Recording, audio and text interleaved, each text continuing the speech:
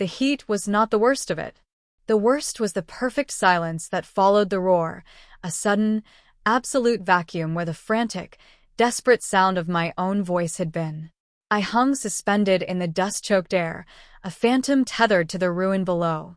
My body, or what was left of it, the shell that had been Kennedy Hayes, principal architect, was crushed under a steel beam, precisely where the Nexus central dome had fractured. The beam was the one I had argued, pleaded, and finally yelled with Leo to replace 6 months ago. The failure point was exactly as my stress models had predicted.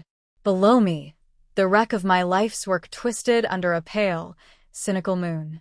I had given Leo everything. My name, my fortune, my proprietary algorithm, the Aetherial Weave, that made the Nexus Smart-City concept revolutionary. I had given him 5 years of blinding, self-sacrificing love, believing every grand, performative gesture he made about their future. And he had given me this, an inferno, a suffocating collapse, and an empty grave. I watched, numb and spectral, as the aftermath played out. Leo Vance, my handsome, ambitious fiancé, stood before the media, his face a perfect mask of devastating grief. He wiped a single, artful tear as he spoke of the tragedy of the brilliant, irreplaceable architect Kennedy Hayes, and how she had died securing the blueprints for their shared dream. 1 minute and 45 seconds, his voice broke on cue. Her work was her life, he choked out, leaning on the smooth, polished shoulder of Serena Wells, his head of acquisitions. Serena, the woman who had always claimed to be my best friend, looked on with eyes that held not sadness, but glittering, predatory satisfaction. I won't let her sacrifice be in vain, Leo promised the cameras, his voice ringing with false martyrdom. The Nexus will rise. For Kennedy. I saw the paperwork 3 weeks later. Floating above Leo's mahogany desk, I watched him sign the final insurance forms. The dome collapse, officially ruled an unavoidable structural failure, was worth $300 million. He and Serena split the majority, dissolving my stake entirely. They didn't even use the word grieving anymore. They used liquidating. As they celebrated, Serena rested her head against Leo's chest, tracing the line of his jaw. It's hard to believe how easy it was. She really thought we were just colleagues, didn't she? That whole Aetherial Weave, it's brilliant. If only she hadn't been so fragile about things like building codes and fire safety. 4 minutes and 40 seconds. Leo laughed, a dry, contemptuous sound. She was too obsessed with purity, Serena. A little grease, a little dirt. That's how you build an empire. Now, we build our empire, my love, on a much firmer, more profitable foundation. The pain of the fire was nothing compared to the cold, paralyzing clarity of that truth. I had not been loved. I had been a tool, a resource, a willing sacrifice. I hadn't just lost my life. I had lost my professional soul and my ability to trust. I wanted to scream, to tear their smug faces apart. I wanted to drag them into the soot and ruin they had left me in. But my ethereal hands passed right through them. The helplessness was crushing. I wished for a second chance, not to be loved, but simply to act, to choose, to make them pay a price that cost more than money. It cost their pride, their reputation, and their future. Then, the world twisted. A sensation like being pulled through cold, deep water, a rush of air, a blinding flash, and I slammed back into solid reality. I gasped, sitting bolt upright. The smell of fresh coffee and expensive leather filled my nostrils. I was in the conference room of Vance and Hayes architecture, 3 years before the collapse. Leo was at the head of the table, smiling his charming, kilowatt smile, pitching the initial Nexus concept to a room full of potential investors. My hands were shaking, clutching the glass of water. It was late afternoon, November 12th. The exact day I had proudly transferred my inheritance, the seed money, and signed the final IP agreements, making the Aetherial Weave legally theirs. The day I signed my own death warrant. And that, gentlemen, is why the Nexus will not just be a building, but a living, breathing ecosystem, Leo concluded, basking in the applause. He turned to me, his eyes softening into the look of deep, shared intimacy that used to melt me. Right, Kennedy? You designed the core structure. Tell them about the Weave. A living, breathing ecosystem, built on lies and cheap steel. A cold, absolute calm settled over me, chilling the residual panic. I was back. The past life was a memory, a weapon. The agony had purchased me clarity. I was no longer Maggie, the self-sacrificing actress. I was Kennedy, the ruthless architect. I would not be his muse. I would be his reckoning. I stood up, adjusting the hem of my tailored blazer. My voice, when I spoke, was steady, professional, and devastatingly cold. Gentlemen, I apologize. The structural core of the Nexus project is my design, yes. But I've just realized a profound conflict of interest. Effective immediately, I am withdrawing all financial investment and terminating the intellectual property licensing agreement for the Aetherial Weave algorithm. The room plunged into an astonished silence. Leo's smile evaporated, replaced by a strained, furious confusion. Serena, who was across the table, dropped her pen. Kennedy? What is this? Leo whispered, trying to laugh it off. I met his eyes. The eyes that had watched me burn. It is called a termination of partnership, Leo. I have found certain practices in the sourcing and materials budget that I find troubling. Troubling enough to violate my professional ethics. My algorithm, the Weave, is built on integrity. This structure is not. I pulled a neatly folded document from my sleeve, the countersigned termination contract I had prepared in a feverish, sleepless rush during the hours between my rebirth and this meeting. The official reason for the termination of the joint venture is irreconcilable differences regarding safety and compliance standards. My IP is revoked. My seed money is being transferred out tonight, and the Aetherial Weave is off the table. I looked pointedly at the major investor, Mr. Thompson. You should check the proposed steel grading, Mr. Thompson. You're about to invest billions in a project designed to fail spectacularly. With that, I walked out. Behind me, the muffled sound of Leo's roar was the sweetest music I had ever heard. The game had begun. The next 3 months were a blur of legal maneuvers and strategic silence. Leo tried everything. He called. He begged.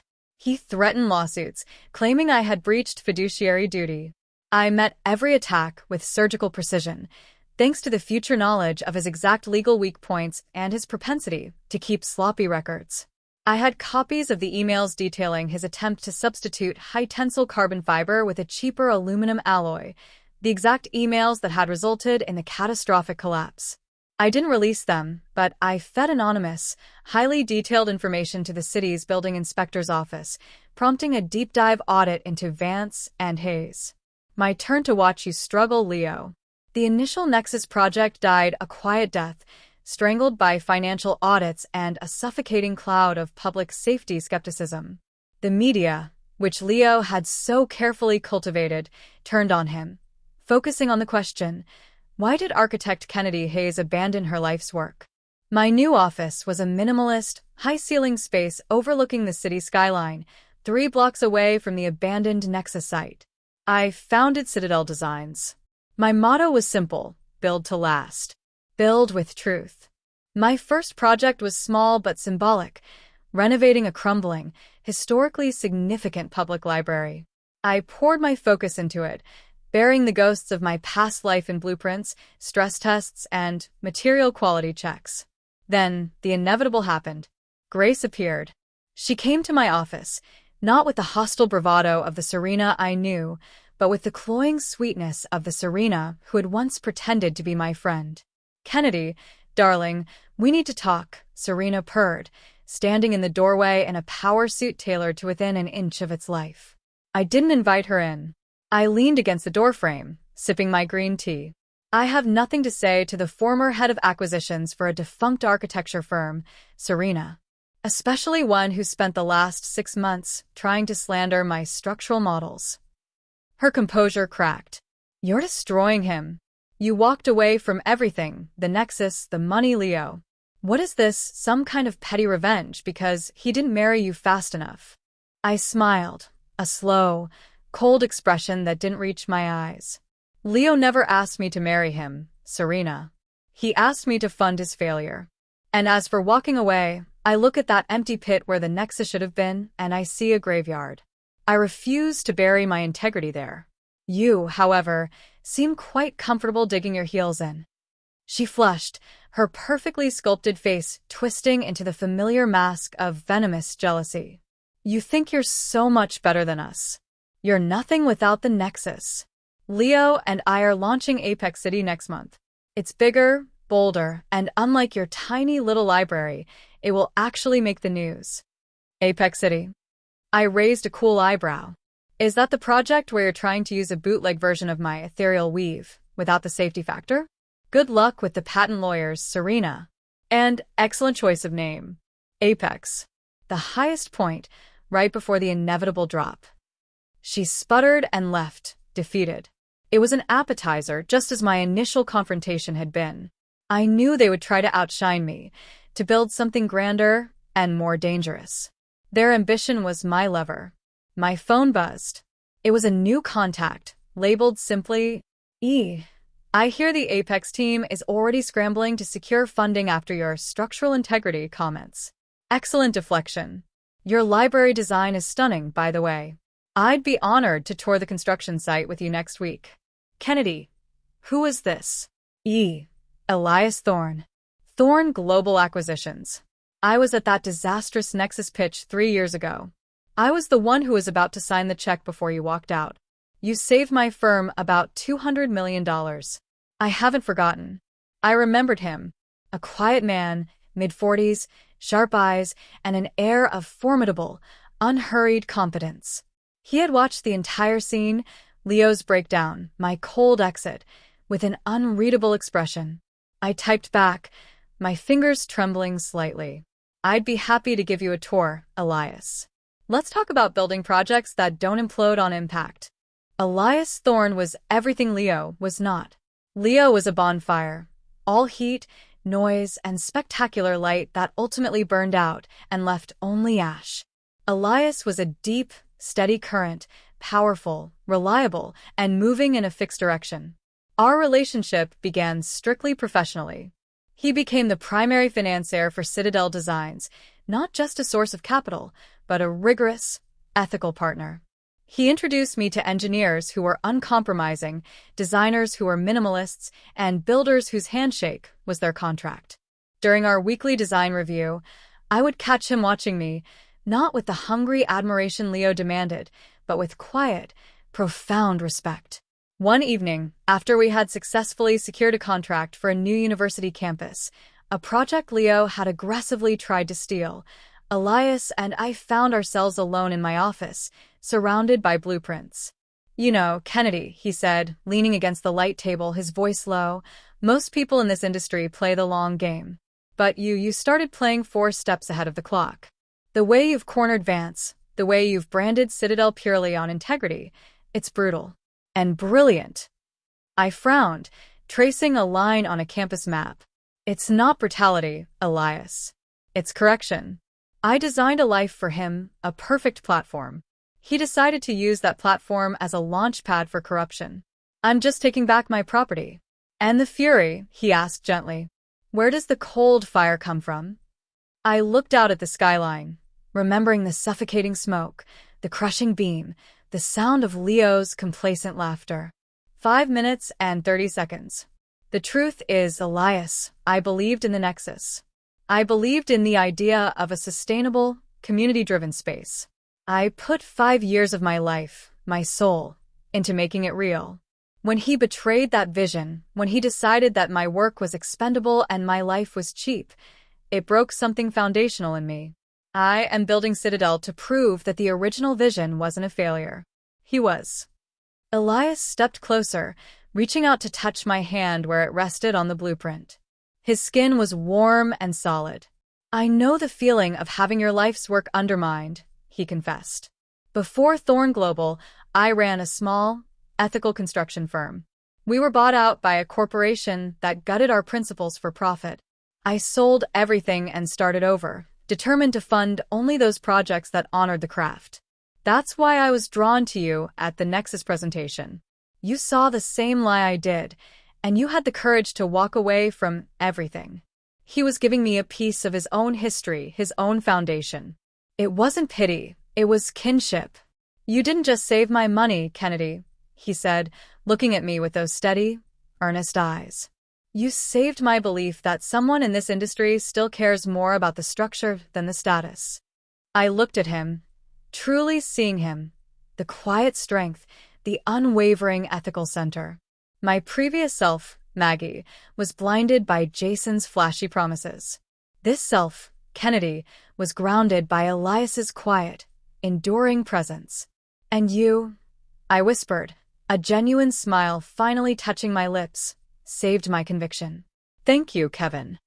I stopped, catching my error, the name of the man who comforted Maggie at the end of her life slipping out. I mean Elias. I'm sorry. He simply chuckled, a deep, rumbling sound. I'll take it. It implies a certain level of comfort. You can call me anything you like, as long as you keep building. That night, Elias didn't rush anything. He simply stayed, talking architecture, history, and the future. When he left, I felt something I hadn't felt in my previous life, even at its height. Safe. The feeling was as solid and reliable as the reinforced concrete I insisted on for my latest designs. Over the next few months, as our new university project, a masterpiece of sustainable engineering and transparent materials, began to rise, so did our relationship.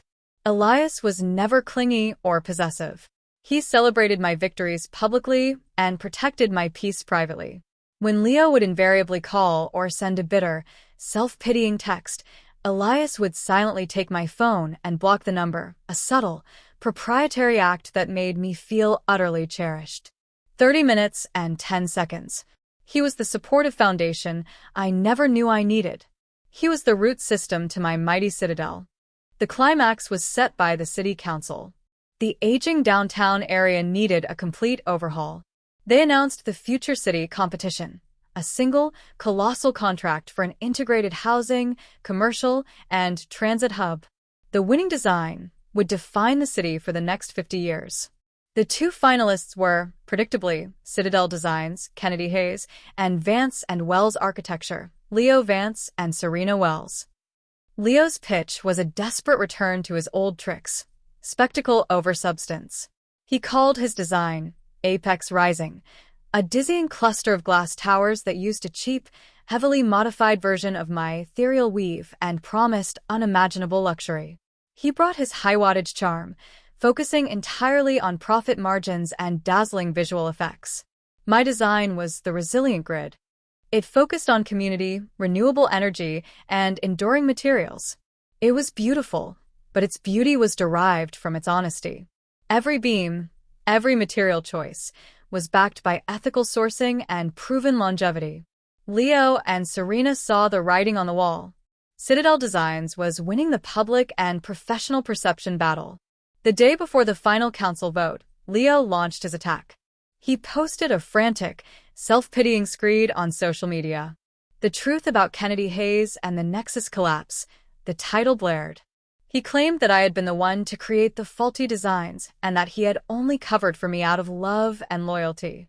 He then posted a heavily edited, years-old video of a late-night argument where I, in my past life, was desperately trying to convince him to fix the structural flaws.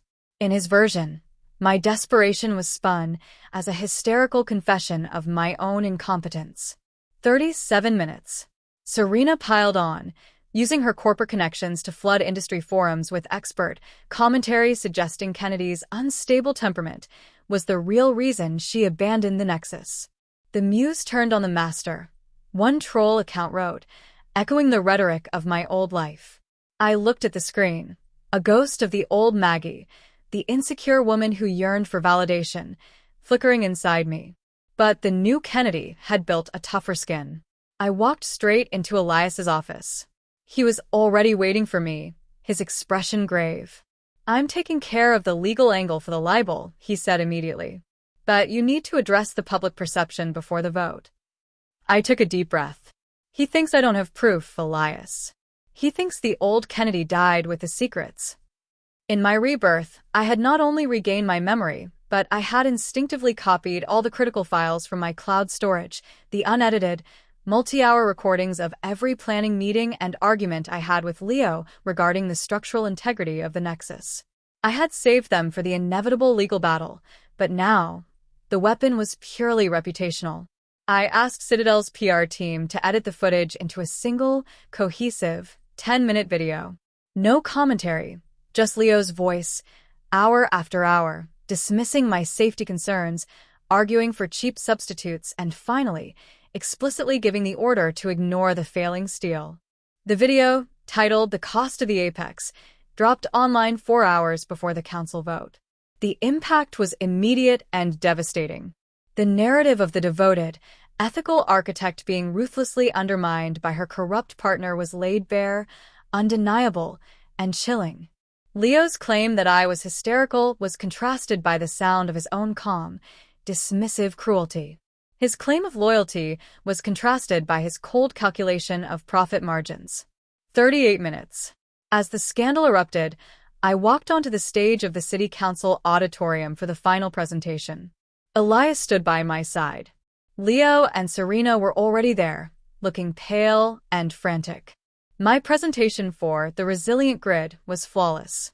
I spoke not about glass towers and profit, but about community, endurance, and the moral architecture of a city. When the presentation concluded, Leo stood up, his face contorted. He ignored his lawyer's frantic gestures and grabbed the nearest microphone. "This is a sham. She's lying. She ran away from a failed project, and she's trying to destroy me out of spite. I built her career. I put her on the map. She is nothing without me. And now she's sleeping with this financier to buy her way to the top." He ranted, his polished persona dissolving into a puddle of sweat and righteous fury, revealing the cheap, damaged man beneath. He yelled about the debt, about the ruin, about how the world owed him. The man who had been the poster child of architectural ambition was now a raving spectacle. 34 minutes and 50 seconds. Serena tried to pull him away, whispering desperately about the cameras.